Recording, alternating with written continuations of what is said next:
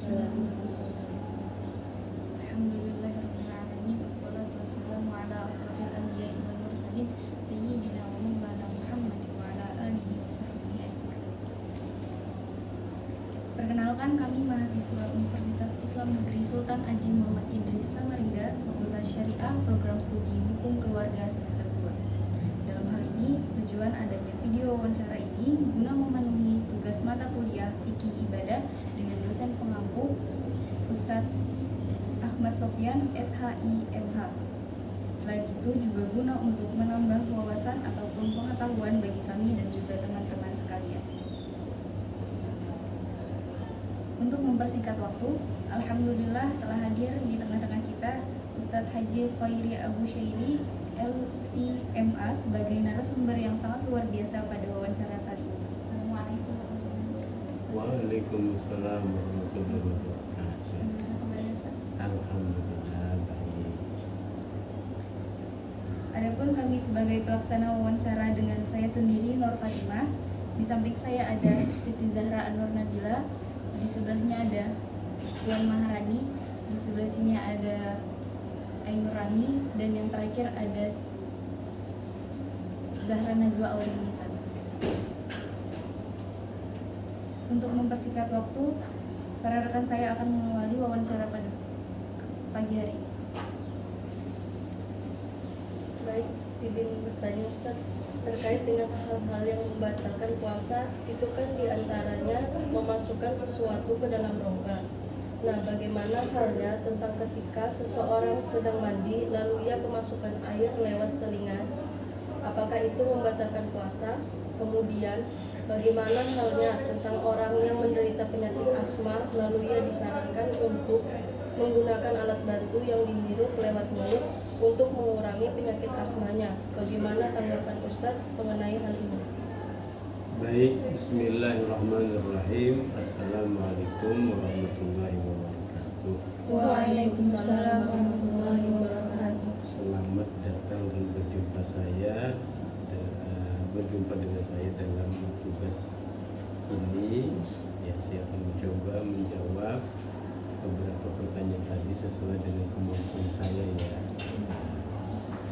Baik, terkait orang yang mandi yang telinganya kemasukan air, ini perlu dirinci. Nah, kalau mandinya mandi yang disyariatkan, yang hukumnya wajib atau sunat, apabila kemasukan airnya tidak sengaja, maka tidak membatalkan puasa. Tapi kalau mandinya bukan mandi yang disyariatkan, tidak sengaja, itu kemasukan air yang tidak sengaja bisa membatalkan puasa. Nah, itu jadi bedanya pada hukum mandinya. Kalau mandinya mandi disyariatkan baik hukumnya wajib atau sunat, ketidaksengajaan itu tidak membatalkan puasa. Tapi kalau mandinya mandi biasa, ketidaksengajaan itu bisa membatalkan puasa.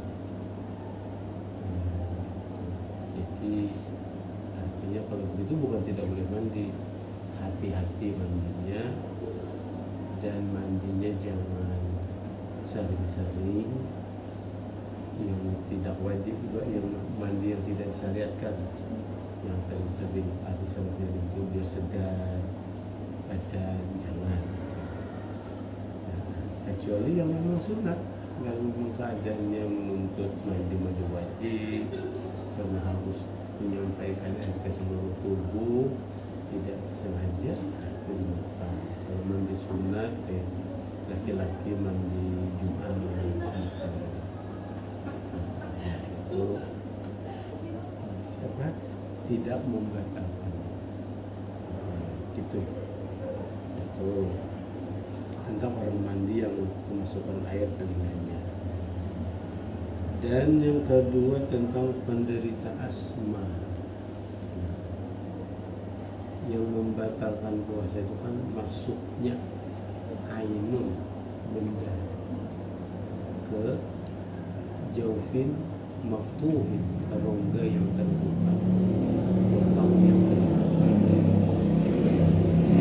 Asma itu memang penyakit, ada yang ringan ada yang berat. Bagi yang berat sekalipun hanya menggunakan semprot ya, karena itu ada kayak semacam cairan yang keluar, kadang dimasukkan kan ke dalam mulutnya. Nah, maka itu bisa membatalkan puasa. Jadi ainun itu benda yang terlihat,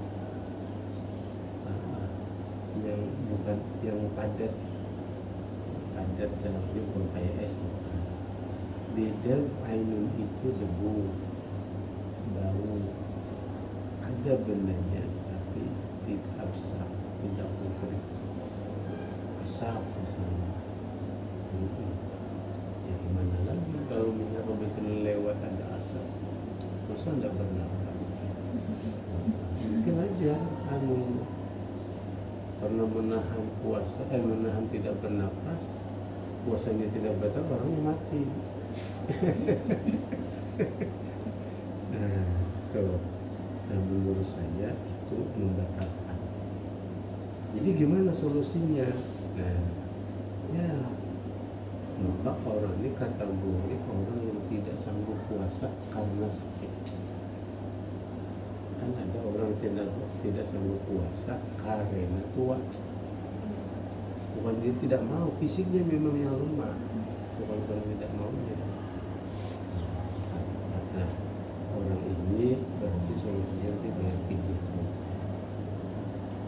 Nah, kalau memang kenyataannya sepanjang masa dia harus seperti itu.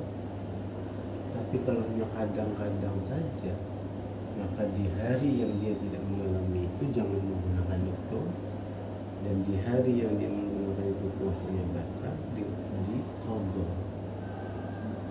Karena dia bukan orang yang tiap hari harus begitu. Kalau tiap hari begitu berarti memang udzur sudah, termasuk orang yang tidak sanggup puasa.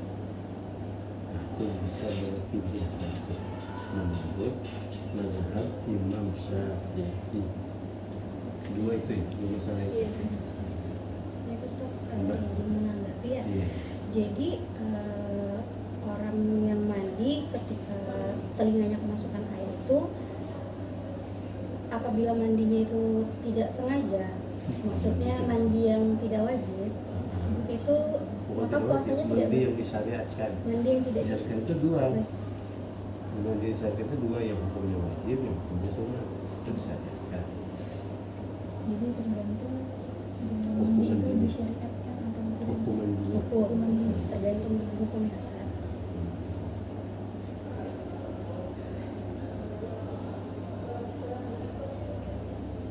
Yang kedua, bagaimana pandangan Ustadz dengan najis yang ada di vaksin, misal dengan vaksin AstraZeneca, Hubungannya dengan apa?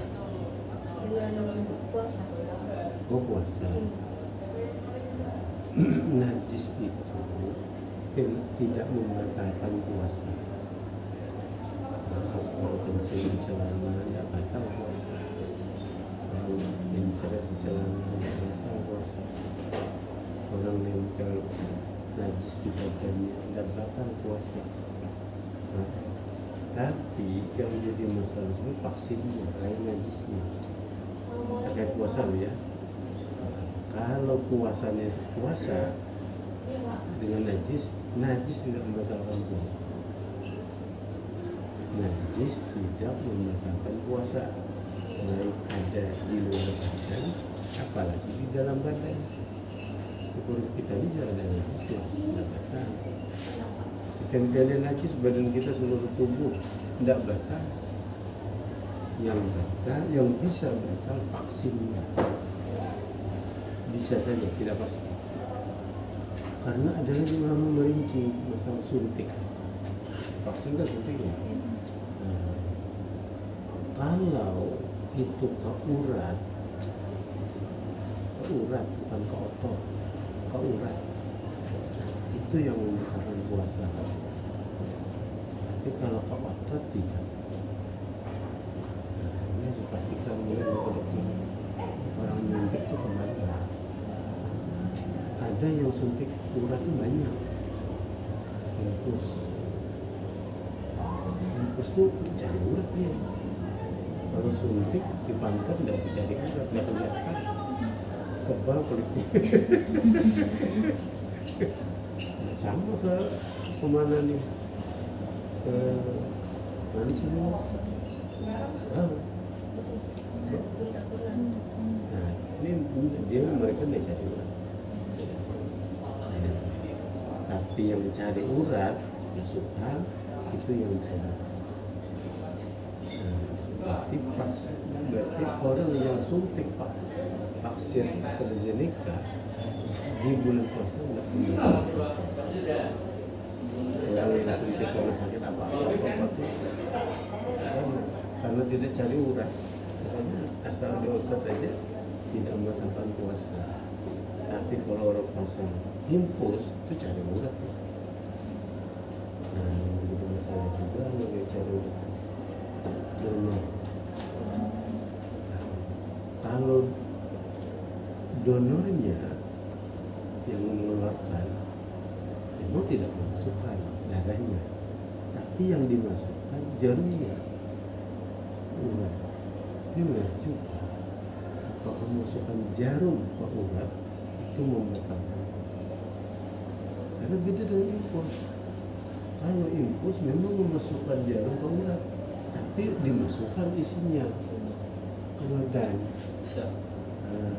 Dan itu mengenyangkan supaya ganti makan. Belajar banyak-banyak semuanya. Puasa hanya beliau komisi fatwa MUI Provinsi Kalimantan Timur. Direkam. Oh, masya Allah. Nah, itu jawabannya. Iya. Baik, izin bertanya lagi Ustaz. Apakah sah ibadah seseorang pria yang saat dia buang air kecil di salah satu kloset berdiri atau yang namanya urinoir yang ada pada beberapa masjid? Kata-kata ibadah ini ibadah apa? Kalau puasa nggak ada hubungannya. Ibadah sholat. Kalau sholat, urinoir ya yang berdiri itu sebenarnya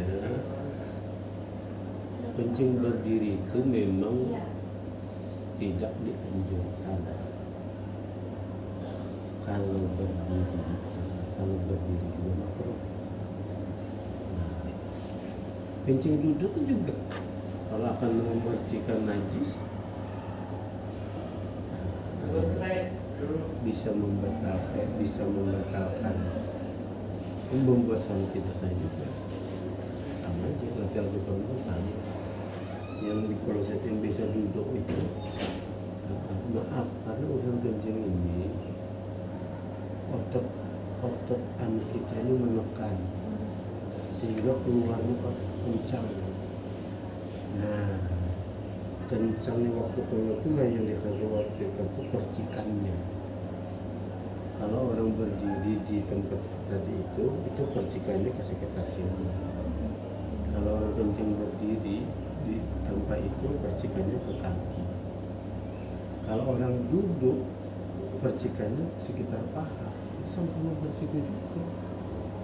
Cuman hukum duduk itu sunat. Masalah percikan lagi selain lagi. Kalau berdiri memang tidak dianjurkan. Nah, jadi semua kencing, semua cara kencing berisiko terpercik. Baik duduk juga begitu. Apalagi perempuan.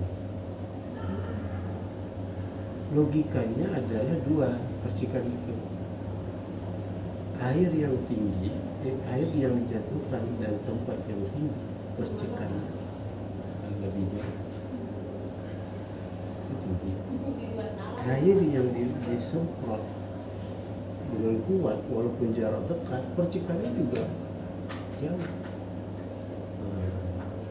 Jadi dari segi cara duduk pun bersignifikan. Nah, terus masalah tidak otomatis kalau kencing di urinal itu terpercik, enggak? Belum tentu karena ada lagi alat penyangganya, mika di kampus kita aja yang ada juga. Di bandara ada yang mika itu untuk kencing laki-laki. Ini yang mengurangi risiko.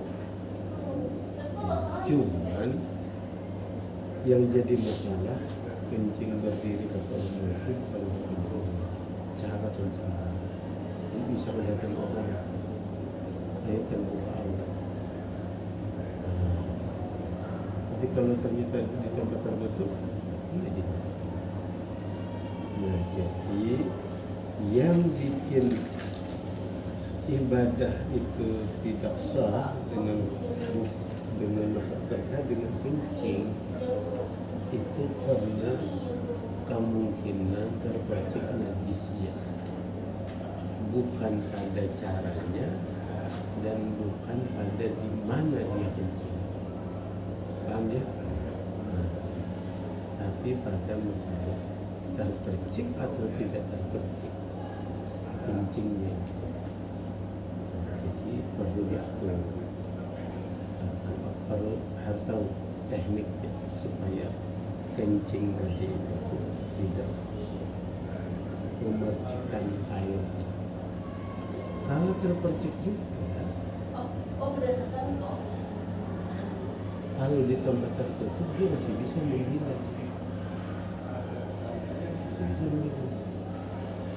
mungkin terpercik di bagian paha, bagian betis, dia masih bisa membilas. Jadi pertanyaan nomor 3 ini bukan pada gimana dan bagaimana dia kencing, yang terkait dengan sah dan salah, bukan itu. Tapi apakah kencingnya bisa mengakibatkan memercikkan air kencing? Yang najis itu bukan hanya air kencing aja, tapi juga air basuhannya. Jadi air yang basuhan pertama itu kan mengenai lubang pembuangan. Kenapa dibasuh? Yang dibasuh kan bukan air kencingnya, bekas air kencing yang tersisa atau yang ada di lubang pembuangan itu yang dibasuh. Nah, makanya di bagian itulah yang dibasuh. Jadi intinya pada apakah kencingnya itu mengakibatkan memercikkan air kencingnya atau tidak. Dan yang kedua, waktu membasuhnya juga harus hati-hati. Makanya basuhan pertama itu kita bisa pelan-pelan supaya percikannya jangan keluar. Kira-kira begitu.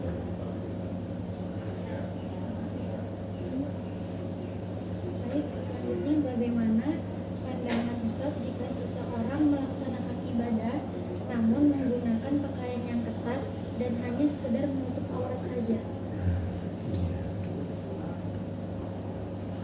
Ini juga rinci. Kalau dia ibadah sholat ya, atau puasa, kalau dia berpakaian ketat apa kentat? Hah? Banyak orang yang Ketat apa kentat? Betul-betul. Istilah ini kentat apa ketat? Hah?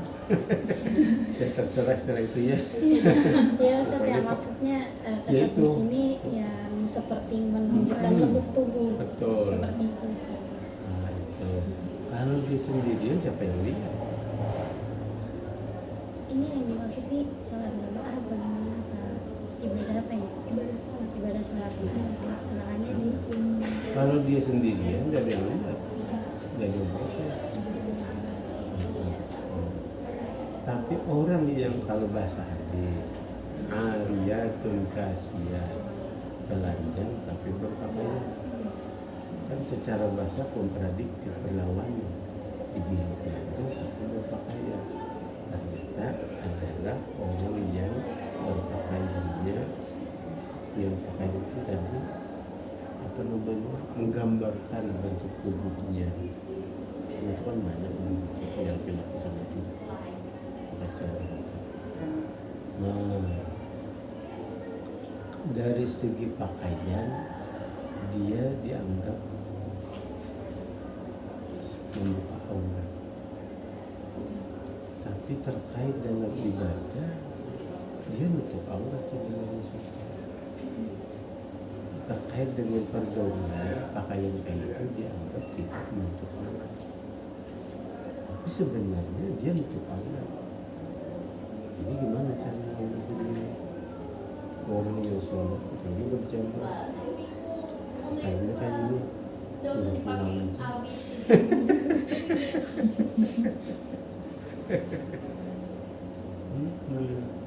Karena dia tidak layak, artinya dalam pandangan manusia saja dia sudah dianggap tidak berpakaian, tidak nutup aurat, apalagi dia itu kalau yang seperti itu yang nampak. Kalau yang pakainya ketatnya itu di dalam, tapi dia berlapis dengan pakaian yang longgar di luar, yang dihukumkan di luar pengadilan.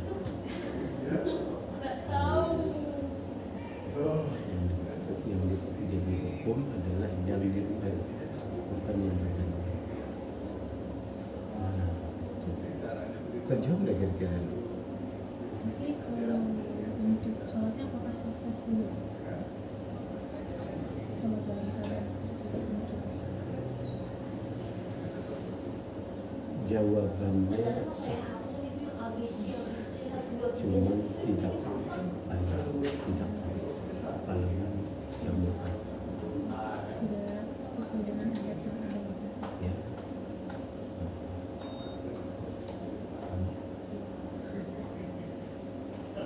Berpakaian tapi secara norma dia tidak normal saja.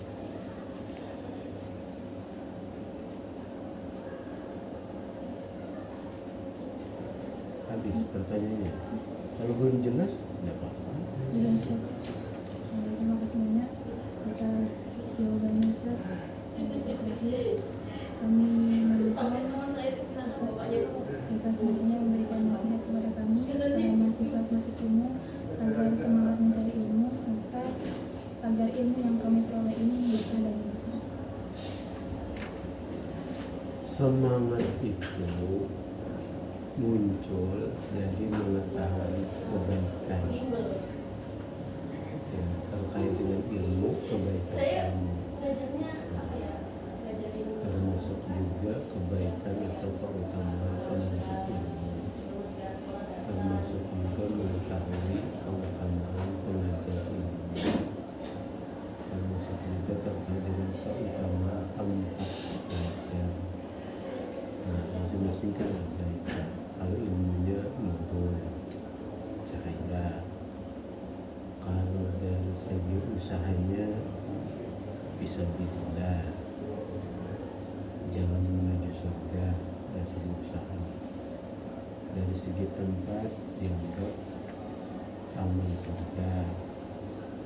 Dari segi penuntutnya orang yang belajar, orang yang berilmu, baik belajar atau yang mengajar, yang berilmunya gitu. Itu satu derajat di bawah derajat Nabi. Apanya yang satunya itu? Nabi dapat wahyu, ulama tidak. Itu aja yang bedakan. Tapi samanya sama-sama berilmu. Orang yang alim itu dengan para nabi samanya itu pada sama-sama berilmu. Bedanya satu derajat hanya pada Nabi dapat wahyu, ulama tidak, itu aja. Artinya tinggi derajat ulama. Nah, lalu supaya motivasi belajar itu tinggi, dalam proses belajar ini motivasi yang terbaik itu adalah menghargai orang tua. Menghargai orang tua. Orang tua itu di hatinya ada tiga. Bagaimana anakku selalu sehat, selamat, dan bahagia. Itu saja yang ada di hatinya selama-lamanya. Artinya yang dilakukan oleh orang tua itu adalah mewujudkan yang tiga ini. Jangan ada waktu pada anakku dia tidak bahagia.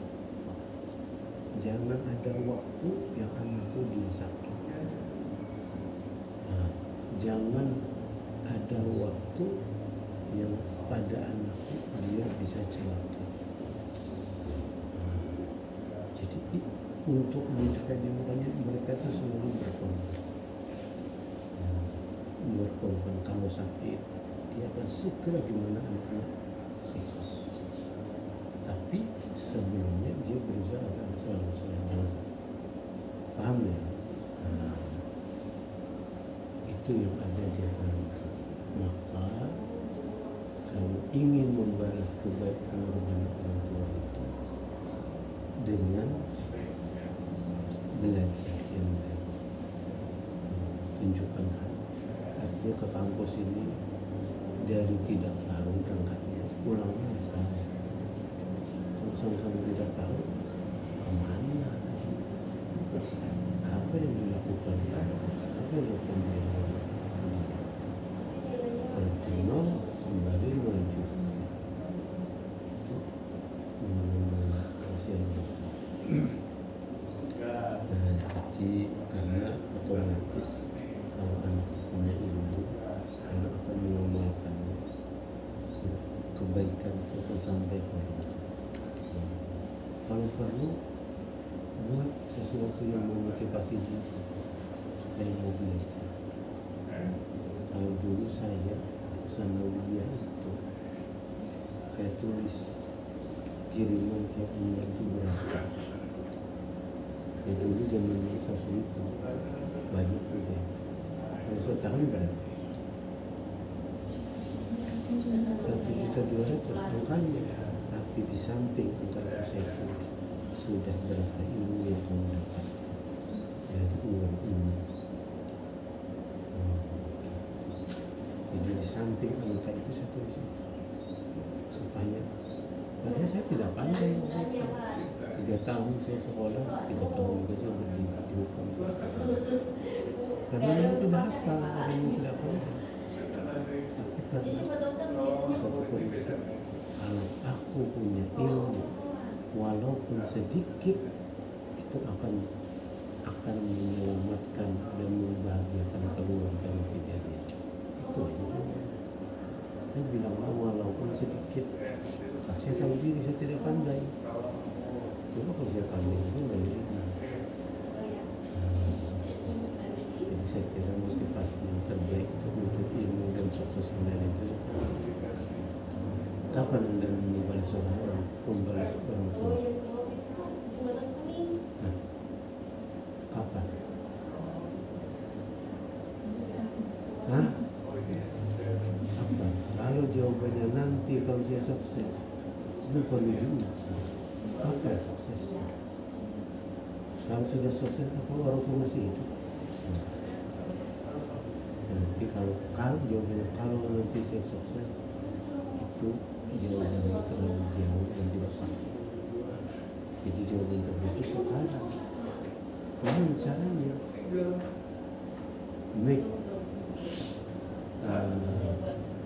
Make your mother happy and wise and happy.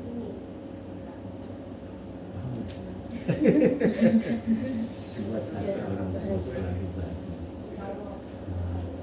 Ini segala cara. Saya kira itu, ya. Terima kasih, selamat, udah sukses belajar. Baik, terima kasih atas nasihat dan ilmu yang Ustaz telah berikan kepada kami. Tibalah akhir dari penutup wawancara kami. Saya mewakili rekan-rekan di sini mengucapkan terima kasih banyak kepada Ustaz atas waktu dan ilmu yang telah diberikan, dan kepada teman-teman semua yang telah menonton video ini hingga sampai habis. Semoga bermanfaat bagi kita semua, khususnya bagi kami di sini. Saya mewakili para rekan-rekan saya, mohon maaf yang sebesar-besarnya apabila ada kesalahan kata. Sekian dari kami, pamit undur diri. Wassalamualaikum warahmatullahi wabarakatuh. Waalaikumsalam.